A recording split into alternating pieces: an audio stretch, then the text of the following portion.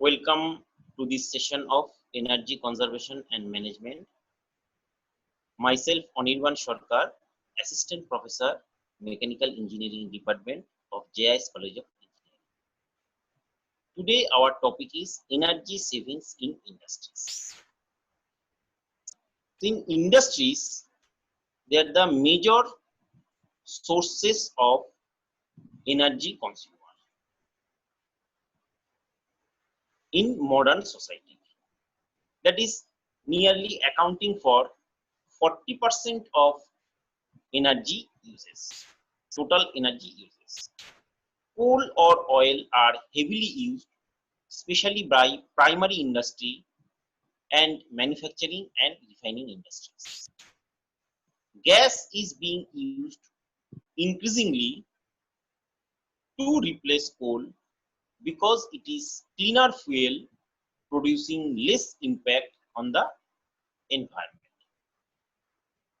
Electricity is the only minor component of industrial energy use, although its use in driving electric motor is very important. The major sector within industry can be categorized as follows. First of all, manufacturing industry. This includes the processing of primary resources into customer products.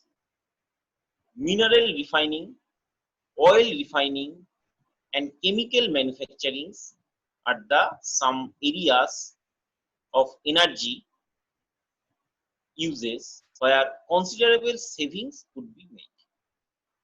Such activities often occur in the industrial zone of major cities.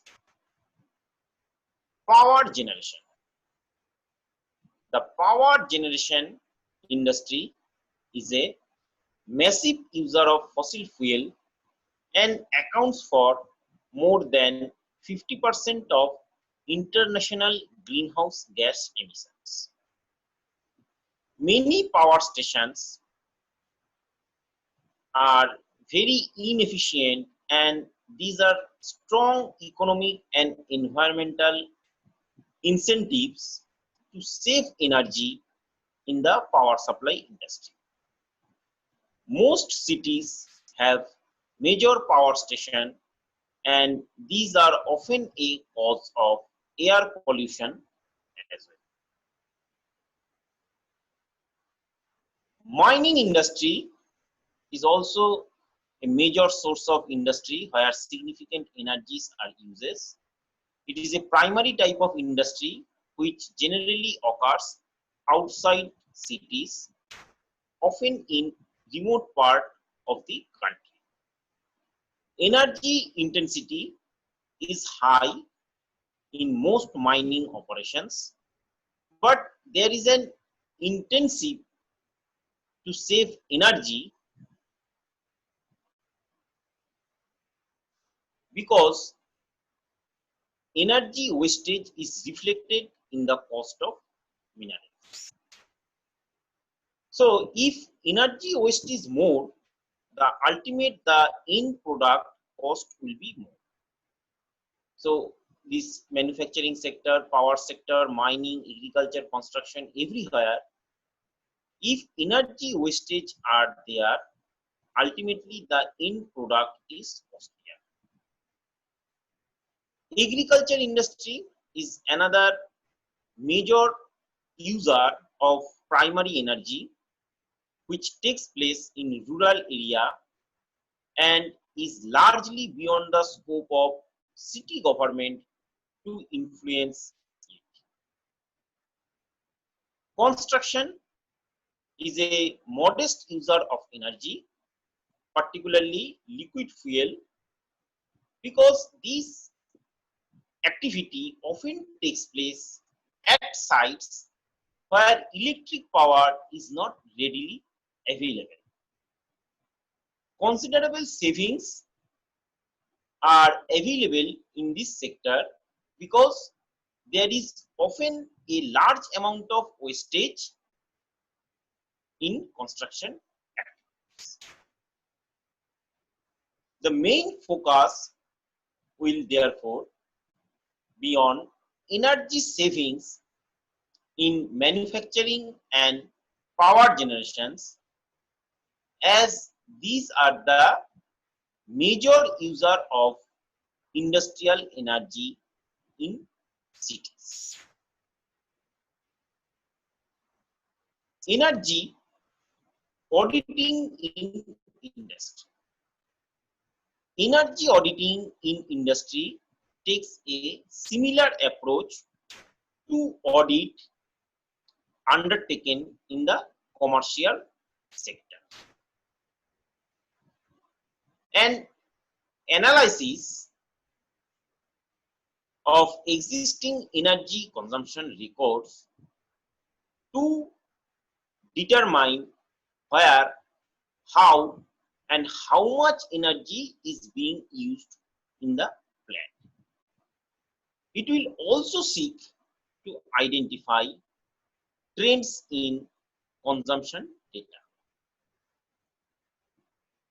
A walkthrough audit that documents where the main areas of energy consumption exist within the plant.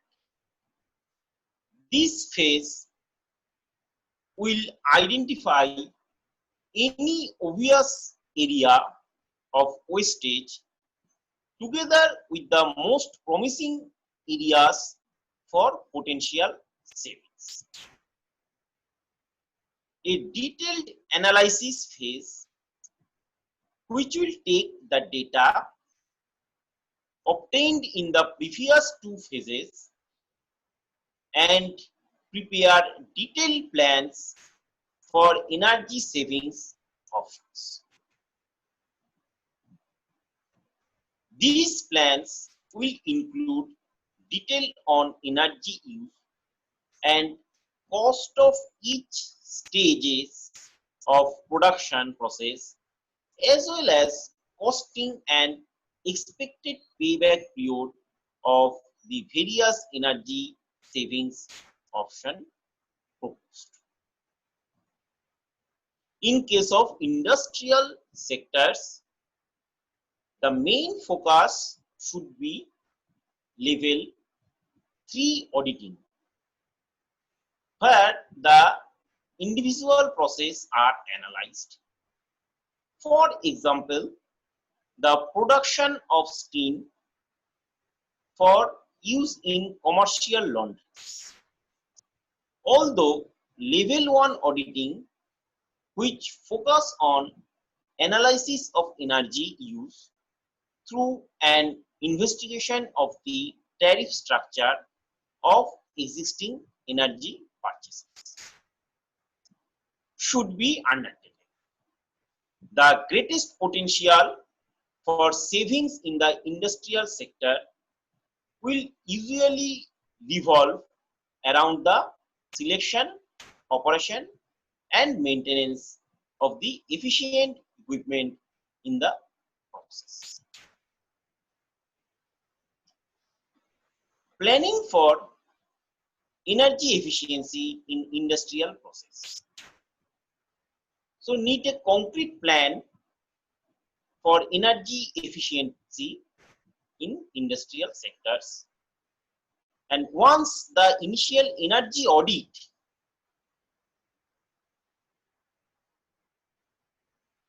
has been undertaken, it will provide an important first step in monitoring and achieving the progress towards energy efficiency goals.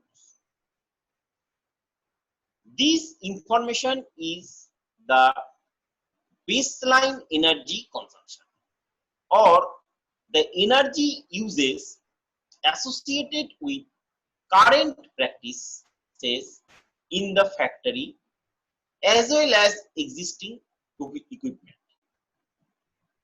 This is known as or identified as T suffix 0, that is T0. This is the energy consumption prior to any systematic energy efficiency measuring being undertaken. In conjunction with the result of the screening survey, the establishment of this baseline information allows energy managers to set target for reduced energy consumption, which can be achieved through changes in the management and operation of the industrial processes, as well as targets which would be possible through the implementation of energy efficient technologies.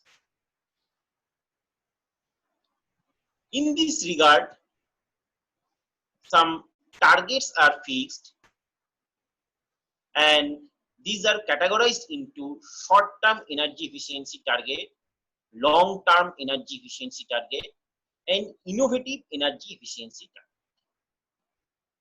In short-term energy efficiency target, which can be achieved in the short term as a result of streamlined operations of the plant, that are known as T1 or housekeeping targets. These energy savings will usually be the results of the efficient use of energy consuming equipments. A reduction in amount of waste energy, timely maintenance of equipments, and continual monitoring of energy consumptions of the industrial processes. Specific examples of housekeeping targets for electric motors, compressed air system, process heating steam, and heat recovery are covered in this short-term energy efficiency target. In long-term energy efficiency targets, further reduction in energy consumption, which can only be achieved through purchase with a high capital cost, are known as T2 or investment targets, and should ideally be based on lowest energy consumptions of best practice example of similar industrial processes. As the purchase of expensive capital equipment is required to achieve these long-term energy efficiency targets, careful modeling should be undertaken to ensure that the investment is sound. That is, the payback period of the equipment is not greater than the working life of the equipment. The establishment of investment target is a complex process. It requires a large amount of technical knowledge of similar industries, the options available for energy savings through the investments in new capital, as well as knowledge and skill in economic modeling. However, a large number of international best practice examples and case studies from industrialized nations, particularly in Europe and United States, has increased the amount of information and data available on international base practice. So much of this information is available through CADET, that is energy efficiency, the US official of industrial technologies, and the World Energy Efficiency Association, whose details are not beyond in this scope. Now, next is, that is innovative energy efficiency target. Energy efficiency in an area of increasing technology innovation and some consideration should also be given to setting T3 or innovation targets. These targets are based on energy consumption of state-of-the-art technologies, which are still economically viable. Innovation target, while not immediately achievable, may become achievable in the medium to long term as a result of change in economic environments. That is, it greatly increases the profitability of the industry and the production environment, where by innovative energy strategies targets the need for a higher quality or specialized product for the market is achievable. Or regulatory changes, that is the introduction of legislation governing pollution control, energy consumptions, or the Kyoto Protocol.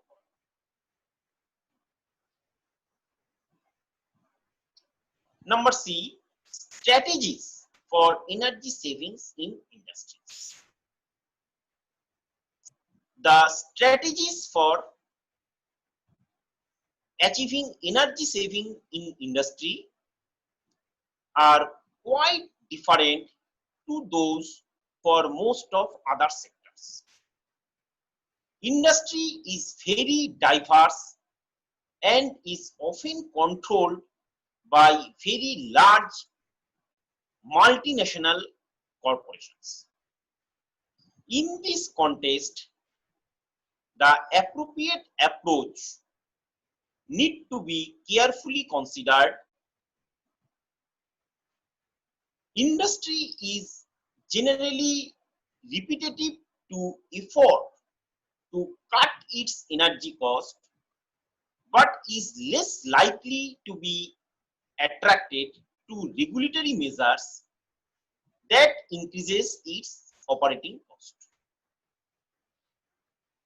Some technical options are available for energy savings in the industrial sector are as diverse as the industries themselves. However, they principally revolve around the savings of energy in area such as electric motor, compressed air, steam furnaces, and heat recovery equipment. The production of on-site power and heat or steam through cogeneration systems or combined heat power cycle systems can result in energy savings, though the utilization of waste energy associated with the production of power. the opportunities for energy savings in relation to the operation and maintenance of industrial buildings also exist, although these are often similar to the commercial sector. Now, energy savings and electric motor, both are vice versa. Electric motor usually accounts for almost half of total industrial energy consumption and represents a significant opportunity for financial savings from energy consumptions.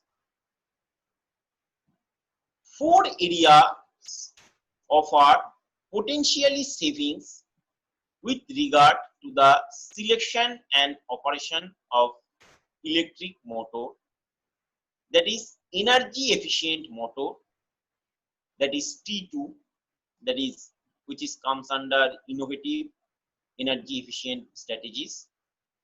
Variable speed drives, also it comes under the innovative ways.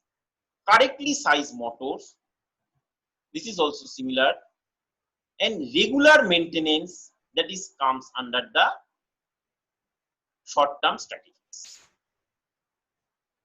Energy efficient motors, by definition, one motor will be more efficient than other motors if it uses less energy to produce the same rated output.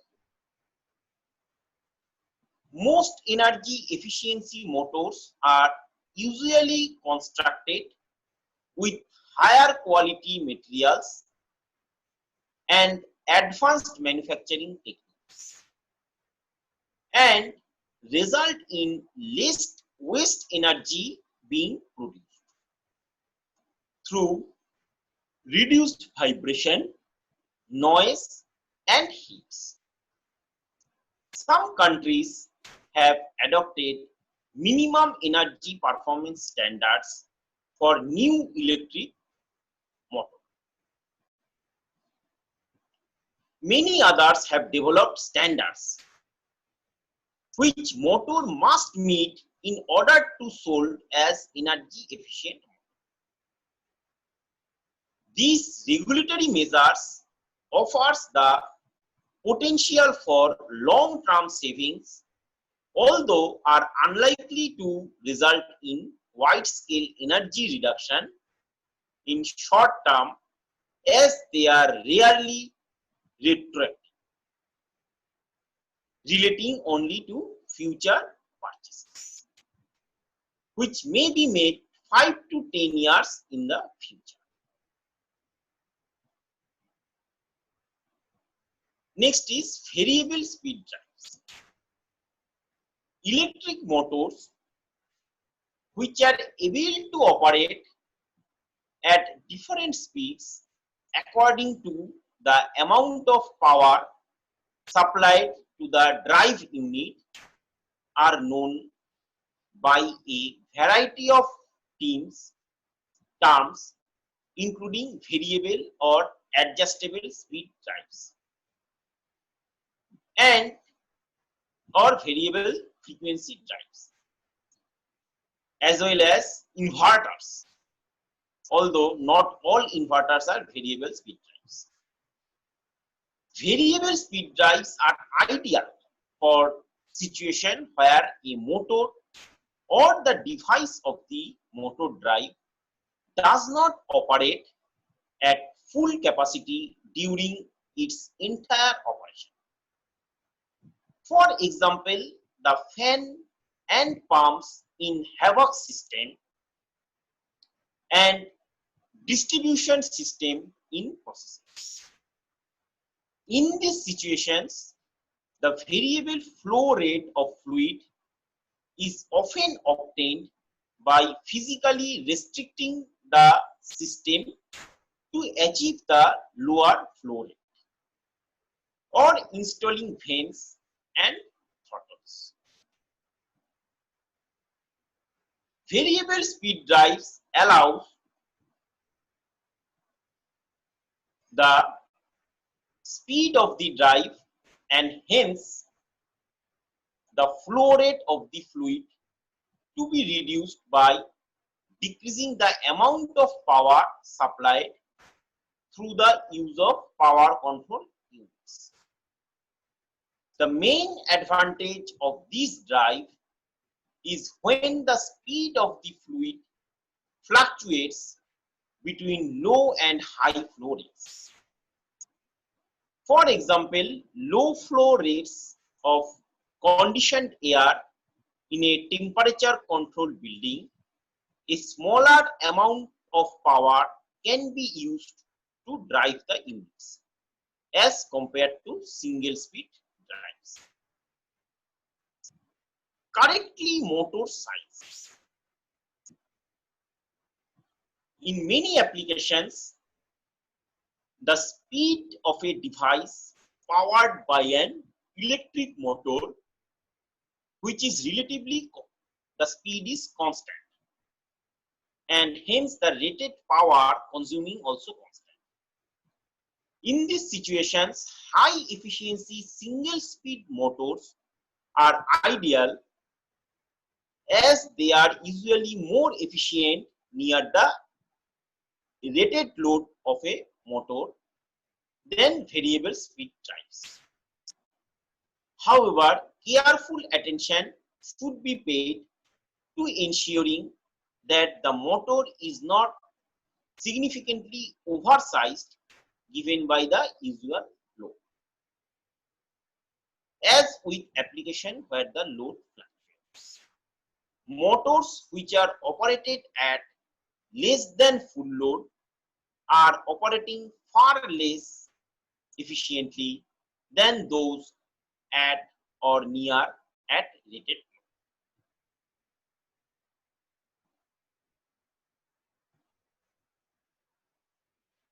Next is maintenance of electric motor is an important parameters for energy savings.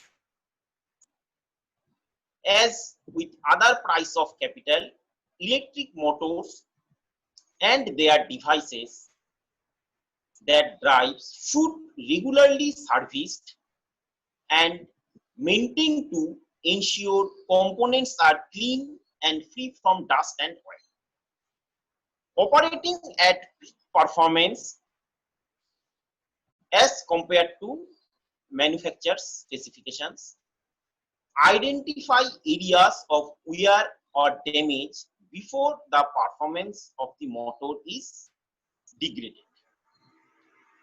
Increases the operating life of the motor. Frequently, when motors fails, it is due to a fault in the stator wire. In this situation, rewinding the wire usually repairs the motor, whilst motor can be rewounded to have about the same level of efficiency. Some reduction in efficiency will usually occurs.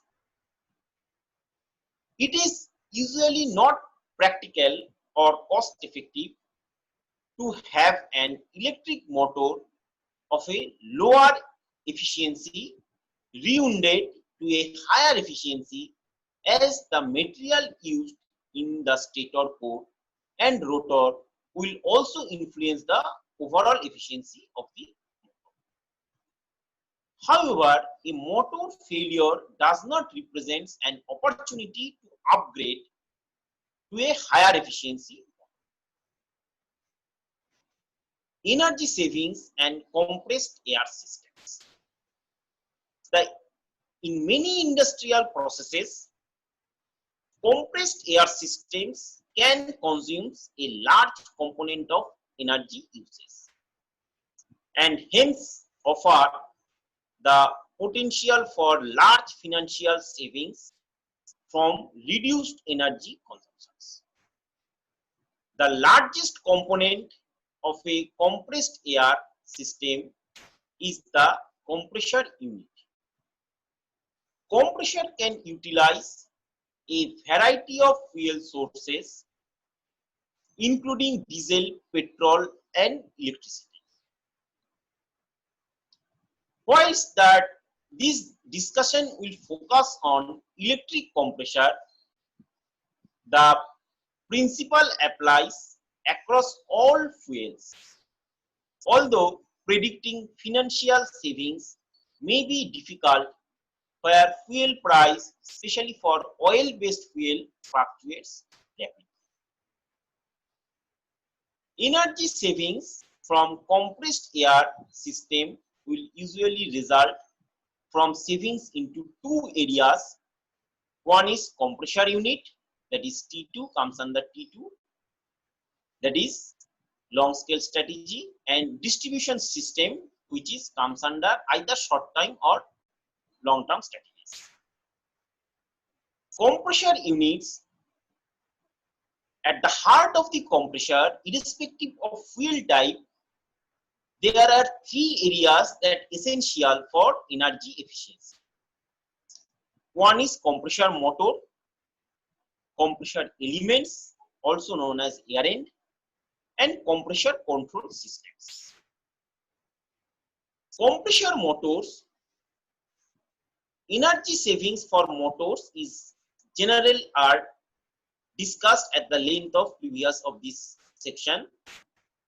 In addition to this, consideration should be given where feasible to replace electric motor with diesel fuel and vice versa, if energy and hence financial savings are possible. Compressor elements. The air end of the compressor is the component that is responsible for compressing the air in the compressor units. The performance of compressor element will depend largely on the type of element of the unit, that is whether it is rotary type of compressor, whether it is screw type of compressor, whether it is rotary vane type of compressor, or either reciprocating or centrifugal type of compressor. And it may vary by as much as 20% between the styles. The size of the elements is also an important factor, as larger, underutilized or poorly fluctuating compressors will use more energy than smaller units operating at full capacity. Reducing operating pressure of the larger compressor may also result in energy savings. And last of all, compressor control system. The development of microprocessor has an important effect on the efficiency of the compressor. Modern controls are able to match the air supplies to the demand much more efficiently than is possible manually. And savings up to 45% may be possible. Though the installation of a number of smaller compressor which can be bought automatically to match the demand for air. Aside from savings associated with energy consumptions from the compressor component, financial savings will result from compressor units, which are appropriately located, correctly installed, and maintained and serviced regularly. Typical compressors are located out of sight in the factory, and consideration should be given to ensure that they are not subjected to extreme of temperature and are appropriately ventilated to prevent overheating. Reducing the compressor inlet air temperature by shading of location or through the increasing ventilation of this inlet can also offer significant savings. The correct installations and commissioning of new equipment as well as regular recommissioning of existing equipment after major service and repairs should ensure that the systems is operating efficiently. With this, we like to conclude today's session. The next session we will discuss the other factors. Thank you for joining this session.